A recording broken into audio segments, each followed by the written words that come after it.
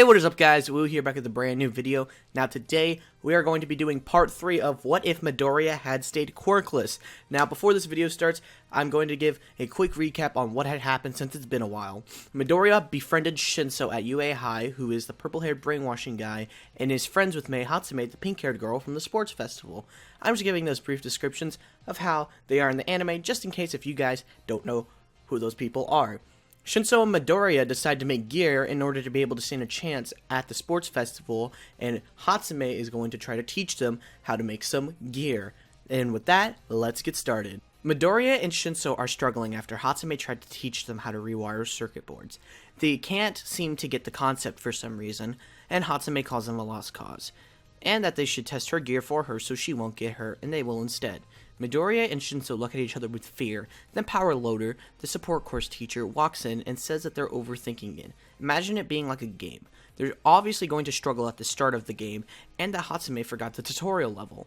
Power Loader starts to teach them some information on gear that they'd like to create. A few days have passed, and Midoriya and Shinso see lots of press around UA's front door. They try to get past, but the reporters ask how it is to be learning under All Might. Midoriya and Shinso struggle to get through, and they finally get inside. After school, they go to the support course room, and Midoriya finally finishes his first gear item. He equips a tiny clip around his arm, and then clicks the button on top. A full gauntlet covers his entire arm. He yells, saying that he finally did it. Shinso tells him not to rush it yet, though, and that he needs to test it. Midoriya asks Power Loader to get Cementoss. Cementoss gets outside and makes a giant cement wall.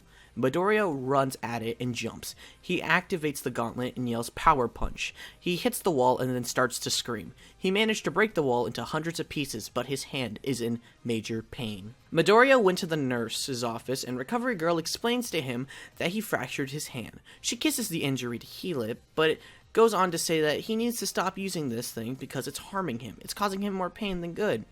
Midoriya walks back to the support course room and asks Hatsume if there's a way to reduce the strain on his hands and arms.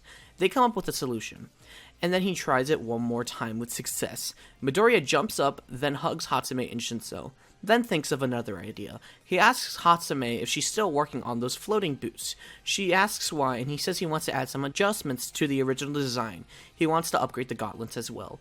Hatsume says to get the current version approved, because if he can't get the new version approved in time for the festival, he won't be able to even use the current version of his gauntlets because he hasn't approved the paperwork yet.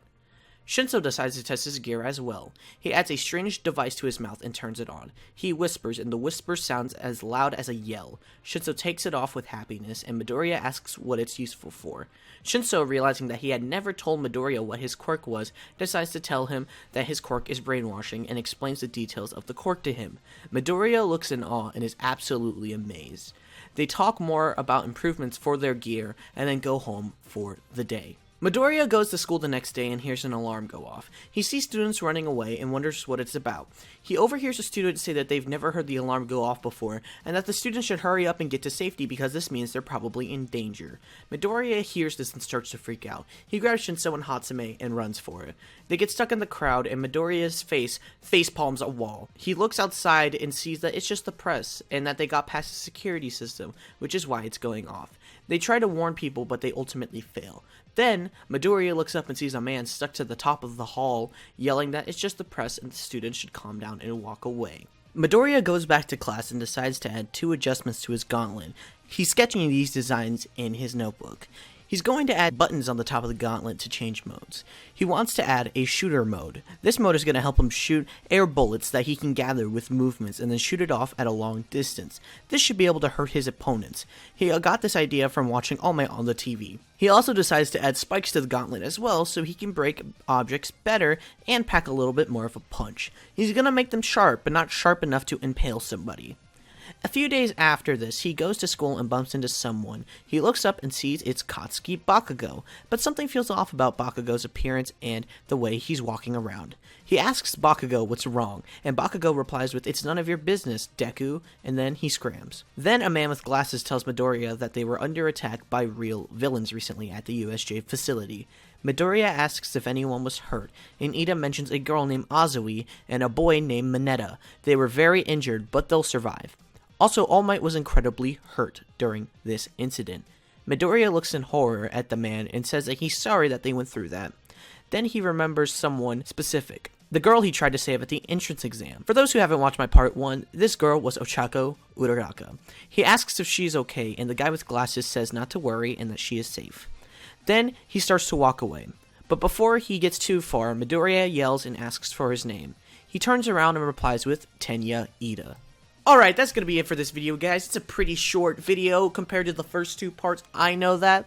But I really want to make the sports festival its own video, and I don't even know how long it's going to be. Maybe the sports festival will have to be split into 2 parts, right guys? But I don't know yet. So that's why I wanted to just go over everything leading up to the USJ attack itself, and yeah, that's pretty much it. So if you guys want a part 4, be sure to let me know down in the comment section below. Just because, you know, I want your feedback. Make sure you like the video as well. That tells me you guys want more what ifs to this series. And I'm also going to be working on a new what if series as well, which is going to be Deku with a quirk, and it's going to be what if he never learned full cowl or full cowling, depending on what version you watch. So be in tune for that. Now that's going to be it for this video. So if you guys enjoyed, be sure to like, favorite, comment, subscribe, and I'll see you guys next time. Peace out.